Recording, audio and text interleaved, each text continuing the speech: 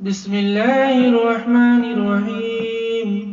قال رسول الله صلى الله عليه وسلم: إن لكل قوم عيدا وهذا عيدنا، وفي رواية ولنا عيدان. نبی کریم صلی اللہ علیہ وسلم نے ارشاد فرمایا، ہر قوم کے ہاں تہوار ہیں، مسلمانوں کے دو تہوار ہیں، ایک کا نام عید الفطر ہے، دوسرے کا نام عید الاضحیٰ ہے۔ یہ عید کے معنی آتے ہیں خوشی، چونکہ رمضان شریف کے پانے کی اس میں خوشی ہوتی ہے، جانے کی نہیں، اس لیے اس کو عید کہتے ہیں۔ اور عید کے معنی آتے ہیں عود سے بنا ہوا یہ لفظ، اس کے معنی آتے ہیں واپس آنا، لوٹ کر آنا، چونکہ یہ خوشی ہمیں ہر سال ملتی ہے اور ایک نئے طریقے سے ملتی ہے، باقاعدہ جاہ و جلال کے ساتھ، شان و شوکت کے ساتھ۔ غیر مسلموں کے یہاں جو تہوار ہیں وہ صرف ایک یادگار ہے، ہمارے یہاں ایک حقیقی خوشی ہوتی ہے، ایک حقیقی اور ایک ریئلٹیز کے ساتھ وہ آتی ہے خوشی۔ ان کے یہاں ایسا نہیں ہے، ان کے یہاں کوئی واقعہ ہو گیا، دیوالی ہو گئی، ہولی ہو گئی، کوئی واقعہ ہوا تھا اس کی یادگار مناتے ہیں۔ ہم لوگ یادگار نہیں مناتے ہیں، ہم لوگ اصل مناتے ہیں، کیونکہ ہر سال روزہ فرض ہوتا ہے، تراویح پڑھنا ہر سال ہمارے لیے سنت مؤکدہ ہوتا ہے، یہ ہر سال ہوتا ہے، کوئی یادگار نہیں مناتے۔ اس لیے ہماری جو خوشی ہوتی ہے حقیقی ہوتی ہے، واقعی وہ خوشی ہوتی ہے، دلی خوشی ہوتی ہے، اور ان کے یہاں وہ دلی خوشی نہیں ہوتی، صرف ایک یادگاری خوشی ہوتی ہے۔ یہ دونوں کے یہاں زبردست فرق ہے، زمین و آسمان کا فرق نہیں ہے، بلکہ ارض اور عرش کا فرق ہے۔ دوسری بات یہ ہے، نبی کریم صلی اللہ علیہ وسلم نے عیدگاہ جلد جانے کا حکم کیوں دیا؟ اس لیے کہ تاکہ اللہ تبارک و تعالیٰ عید والے دن، یوم الجائزہ اس کو کہتے ہیں، اپنے بندوں کی جلد سے جلد مغفرت فرما دیں، اس لیے جلد عیدگاہ جانے کا حکم ہے۔ اور دوسری چیز یہ، عیدگاہ جب ہم لوگ جاتے ہیں، نہ وہاں اقامت کہی جاتی ہے، نہ تکبیر کہی جاتی ہے، نہ اذان ہوتی ہے، خطبہ ہوتا ہے وہ بھی نماز کے بعد۔ کیوں ایسا؟ اللہ تعالیٰ یہ چاہتے ہیں کہ میرے بندے جلد سے جلد آ جائیں، میرے حضور سجدے میں گر جائیں، اور میں ان کی جلد سے جلد مغفرت کر دوں۔ بہت محنت کر کے آئے ہیں، سینے کو جلا کر آئے ہیں، اس لیے وہ جلدی سے آئیں تو بس نہ اذان نہ اقامت، بس سیدھا سجدے میں جائیں، اب میرے سامنے پڑ جائیں اور میں انہیں معاف کر دوں۔ خطبہ بھی رکھا ہے تو بعد میں رکھا ہے، اس لیے میرے بھائی عیدگاہ جلد جانے کا اہتمام کریں۔ ایک بات یہ بھی جاننے کی ضرورت ہے کہ اللہ کے نبی صلی اللہ علیہ وسلم عید الفطر کی نماز کس وقت ادا کرتے تھے؟ 10 بجے کہ 12 بجے؟ اللہ کے نبی صلی اللہ علیہ وسلم سورج نکلنے کے بعد 2 گھنٹے کے اندر اندر، چاہے وہ عید الفطر کی نماز ہو چاہے عید الاضحیٰ کی نماز ہو، 2 گھنٹے کے اندر اندر باقاعدہ ادا کر لیتے تھے۔ سورج میں شدت آنے سے پہلے آپ صلی اللہ علیہ وسلم نماز سے فارغ ہو جاتے تھے۔ عید الفطر کی نماز عید الاضحیٰ کے مقابل میں ذرا تاخیر سے پڑھتے تھے، اس لیے کہ عید الفطر میں کچھ کرنا نہیں رہتا، لیکن عید الاضحیٰ میں چونکہ ایک کام اور کرنا رہتا ہے جس کو ہم لوگ قربانی کہتے ہیں، اس لیے عید الاضحیٰ میں ذرا جلدی کرتے تھے، لیکن میرے بھائی 2 گھنٹے کے اندر سورج نکلنے کے بعد سارا کام انجام دے لیتے تھے۔ اس لیے بہت سی جگہ پر آپ دیکھیں گے بہت پہلے 10 بجے نماز، 9:30 بجے نماز، کوئی مطلب نہیں ہے۔ 2 چیز ہو گئی۔ تیسری چیز یہ ہے کہ سلام، مصافحہ، معانقہ، بہت شارٹ بتلاؤں گا۔ عید الفطر والے دن سلام جیسے لوگ کرتے ہیں، سلام کرنے کا طریقہ کیا؟ السلام علیکم، جواب دیا جائے گا تھوڑا سا بڑھ کر، وعلیکم السلام ورحمۃ اللہ۔ اگر کسی نے آپ سے کہا السلام علیکم ورحمۃ اللہ، تو آپ کو جواب دینا چاہیے وعلیکم السلام ورحمۃ اللہ، اس پر بڑھا کر وبرکاتہ۔ صرف ایسے نہیں، سامسونگ نہیں، السلام علیکم، سلامتی کی یہ دعا ہے۔ بہت سے لوگ سلام نہیں کرتے، مصافحہ دھڑ سے ملائیں گے۔ بھائی سلام اصل ہے، اس کے بعد اس کا تتمہ مصافحہ ہے، اس کا پچھلا ہے، اصل تو ہے سلام، اس کے بعد مصافحہ۔ اچھا بہت سے لوگ بیچارے مصافحہ ملاتے ہیں تو انگوٹھا الگ سے ملاتے ہیں، انگوٹھے کو چھوتے ہیں، یہ غلط بات ہے۔ مصافحہ کے معنی آتے ہیں ہاتھ کا ایک صفحہ دوسرے صفحہ سے مل جائے، ہتھیلی سے ہاتھ کا ایک سائیڈ دوسرے سائیڈ سے مل جائے، جس کو مصافحہ کہتے ہیں۔ اس میں انگوٹھا الگ سے اٹھانا یا ہلانا یا پکڑنا یہ غلط بات ہے، دین کے اندر ایک نئی چیز لانا ہے۔ اس کو ایڈیٹنگ کہتے ہیں، اللہ کو یہ برداشت نہیں ہے، رسول اللہ جوتے سے ماریں گے بدعتیوں کو۔ یہ ہے مصافحہ، یہ بدعت، بدعت کیونکہ بدعتی ہے، بدعتی کے سنت سے پیٹ نہیں بھرتا جب تک وہ بدعت نہیں ملاتا۔ جب سے پیدا ہوا تب سے بدعت کر رہا ہے، مرنے کے بعد بھی اگربتی سلگا کر وہ بدعت ثابت کرتا ہے کہ میرا پیٹ سنت سے نہیں بھرتا۔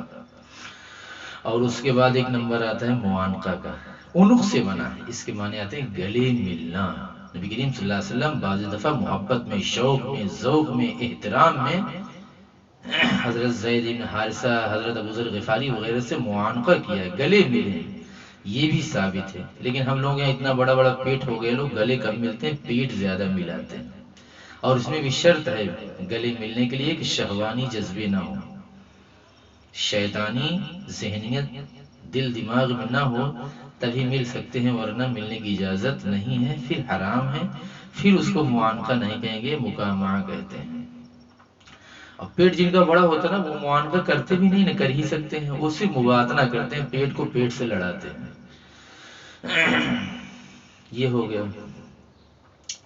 چوتھی نمبر پر ایک چیز یہ آتی ہے کہ ہم لوگ عید مبارک بولتے ہیں، السلام علیکم بھائی، عید مبارک، عید مبارک۔ حضرات صحابہ کرام، علامہ شیرانی نے لکھا ہے، حضرات صحابہ کرام اللہ کے نبی کو جو دعا دیتے تھے، عید مبارک کیجیے گا، عید مبارک کہنا کوئی منع نہیں ہے، حرام نہیں ہے۔ عید خوشی، مبارک، بابرکت لفظ ہے، یعنی تمہاری بابرکت ہو، جو تم نے اتنے دن تک، ایک مہینے تک روزے رکھے، تراویح پڑھی، اللہ اس میں برکت دے، خوشحال رکھے، کوئی غلط نہیں ہے۔ لیکن صحابہ جو لفظ استعمال کرتے تھے، ہمیں بھی وہ استعمال کرنا چاہیے۔ کون سا لفظ تھا؟ تقبل اللہ منا ومنکم، اللہ ہمارے اور آپ کے اعمال کو قبول کرے، تراویح قبول کر لیں، تہجد قبول کر لیں، روزے افطاری قبول کر لیں، ہے کہ نہیں کام کی چیز؟ تقبل اللہ منا ومنکم، ایک بار اور پڑھ دے رہا ہوں تاکہ آپ لوگ ویڈیو میں یاد کر لیں، تقبل اللہ منا ومنکم۔ بہت سے لوگ یہ پوچھتے ہیں غیر مسلم بھائیوں کو سوئیاں دینا یا بقرعید کا گوشت دینا درست ہے یا نہیں؟ بالکل درست ہے۔ اگر وہ آپ کے یہاں کھانے کے بعد گھر جا کے شراب پی رہے ہیں، اس کے ذمہ دار آپ نہیں، وہ ہیں، ان کی عادت ہے، اور ان کا حشر اس کا ذمہ دار ہے۔ بہت سے ہمارے بھائی ایسے ہیں جب چیئرمین وغیرہ ہو جاتے ہیں تو غیر مسلم کے تہوار پر، ہولی پر، دیوالی پر ہاردک شبھ کامنائیں، کیسی کیسی بدھائیاں دیتے ہیں، یہ اسلام میں جائز نہیں ہے، کیونکہ ان کا تہوار کفر اور شرک پر، رسم پر، رواج پر کنٹینٹ ہے، اس پر مشتمل ہے۔ یعنی ان کے تہوار میں کیا ہوتا ہے آپ جانتے ہی ہیں، اب پھر اس پر آپ مبارک بولیں گے تو یقیناً آپ اپنے ایمان کا جائزہ لیں، خاموش نہیں زیادہ اچھا۔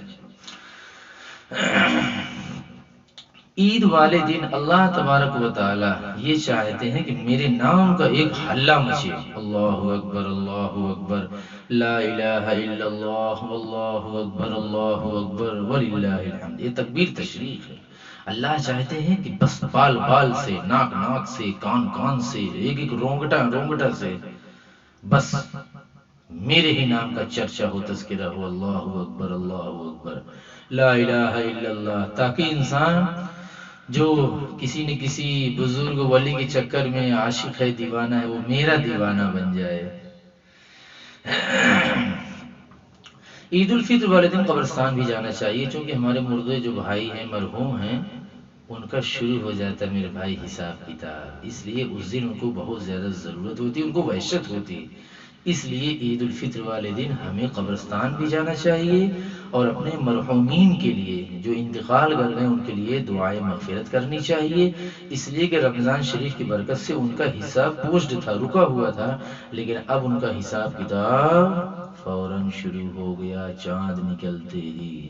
اس لیے ہم جیسے رمضان میں انہیں یاد رکھے ہیں، رمضان کے بعد بھی انہیں یاد رکھنے کا اہتمام کریں، تھوڑا سا وقت نکال کر قبرستان جائیں، جیسے ہم اپنے بہن کے یہاں جاتے ہیں گفٹ لے کر جاتے ہیں، ان کے یہاں بھی ایصال ثواب لے کر جائیں اور انہیں بھی گفٹ کریں۔ عید اور بقرعید کے موقع پر عورتیں بہت کم صدقہ کرتی ہیں، مرد خوب کرتے ہیں لیکن عورت بیچاری نہیں کرتی۔ عورتوں کو بھی خوب کثرت سے، یعنی خوب زیادہ سے زیادہ صدقہ کرنا چاہیے، تاکہ مردوں کے برابر ان کو بھی ثواب ملے، وہ بھی ثواب میں شریک ہو جائیں۔ مرد تو کرتے ہیں لیکن عورت یہ کام نہیں کر پاتی ہیں۔ عید اور بقرعید کے موقع پہ بہت سے بھائی پوچھتے ہیں دعوت کر سکتے ہیں؟ بالکل آپ دعوت کر سکتے ہیں، لیکن شرعی اصولوں کے مطابق بہت سے لوگوں کے یہاں دیکھیں گے 10 آدمی 20 آدمی ایک ساتھ جائیں گے دعوت میں، کھڑے کھڑے سے وہیں کھائیں گے، ایک عجیب سا منظر ہوتا ہے، وہ انسانی منظر سے نکل کر جانور کی کیفیت میں انسان چلا جاتا ہے۔ بیٹھ کر کھائیں، احتیاط سے کھائیں، احترام سے کھائیں، عزت سے کھائیں اور اچھے بچے کی طرح کھائیں۔ بہت سے حضرات پوچھتے ہیں سیوئیاں بنانا کیا بدعت ہے؟ بھائی وہ ہمارے ہندوستان میں اس چیز کا رواج پڑا ہوا ہے، ہم اس کو سنت سمجھ کے کریں گے تو یقیناً گنہگار ہیں، یہ سنت تو آئی نہیں۔ عربوں میں کھجور ہوتا تھا، اللہ کے نبی صلی اللہ علیہ وسلم عید الفطر والے دن پسند فرمائے ہیں کوئی میٹھی چیز ہو، اب میٹھی چیز کھا کر ہی ہمیں عیدگاہ بھی جانا چاہیے تاکہ پتہ چل جائے گا آج کوئی روزہ نہیں ہے، یہ ضیافت اللہ ہے، اللہ تعالیٰ آج ہمارے مہمان ہیں، آج ہم اللہ تبارک و تعالیٰ کے یہاں مہمان ہیں اور اللہ پاک ہمارے میزبان ہیں، یہ ضیافت اللہ ہے۔ اللہ پاک ہمیں ضیافت کرانا چاہتے ہیں، کیونکہ مہمان و میزبان میں مزہ کب آتا ہے؟ جب روزے سے نہ ہو تب۔ تو سیوئی بھی پی سکتے ہیں، کوئی بات نہیں، اس سے بھی ادائیگی ہو جائے گی، میٹھی چیز وہ بھی ہے، پاک چیز ہے ماشاءاللہ۔ کھجور ہے، کھجور کی بھی سیوئی بنا سکتے ہیں، اس سیوئی کے اندر اگر آپ کھجور ملا دیں گے پھر دیکھیں اس کا کیسا ٹیسٹ ہوتا ہے، اس پر بھی کبھی کبھی عمل کر لینا چاہیے۔ بہت سے حضرات سمجھتے ہیں نئی چپل ہونا چاہیے، نئے کپڑے ہونے چاہیے، نئی بنیان ہونا چاہیے، سر سے پیر تک نئی ٹوپی بھی ہونی چاہیے، ہر چیز نئی نئی ہونی چاہیے، اور کچھ لوگ سمجھتے ہیں کہ حساب کتاب نہیں ہوگا، چاہے جتنا کپڑا آج کے دن خرید لیں اور پہن لیں، غلط بات ہے، کوئی ثبوت نہیں اس کا، اللہ پاک باقاعدہ حساب لیں گے۔ جب تمہارے پاس بنیان تھی تو تم نے بلا وجہ کیوں خریدی؟ جب تمہارے پاس اتنا کپڑا پہلے سے تھا تو کیا ضرورت تھی نئے نئے کپڑے خریدنے کی؟ ضرورت کے تحت اللہ کے نبی صلی اللہ علیہ وسلم ہر سال نئے کپڑے نہیں پہنتے تھے، جو کپڑا موجود ہوتا تھا موقع سے اچھا ہوتا تھا اسی کو پہن لیتے تھے۔ اب بعضی روایت میں ہے ایک دو کپڑے آپ صلی اللہ علیہ وسلم کے تھے، ہر سال عید اور بقرعید کے موقع پر اس کو پہنتے تھے، لیکن ایسا نہیں کہ کپڑا ہر حال میں ہونا چاہیے، نیا ہونا چاہیے۔ آپ دیکھیں گے بہت سے لوگ بیچارے عید الفطر والے دن عید کی نماز تو پڑھ لیں گے کیسے؟ کرتا پاجامے میں، اور نماز کے بعد فوراً جا کے پینٹ شرٹ پہن لیں گے، سمجھتے ہیں کہ آج جو کپڑا پہن لیں گے، ایک کبھی ہمیں حساب نہیں دینا ہے، غلط بات ہے۔ اسی لیے بہت چپل اوپل بھی سمجھتے کہ آج جو چپل وہ پہن لیں گے، سب کو تھوڑا تھوڑا ہاتھ رکھ دیں گے، تھوڑا سا جھوٹا کر لیں گے تو ہم جو ہے حساب سے پاک ہو جائیں گے، غلط بات ہے۔ بہت سے لوگ الوداع کے بارے میں بھی سمجھتے ہیں آج والے دن حساب کتاب کپڑے کے تعلق سے نہیں ہوگا، بالکل ہوگا، باقاعدہ ہوگا، کیوں نہیں ہوگا، اور زیادہ ہوگا۔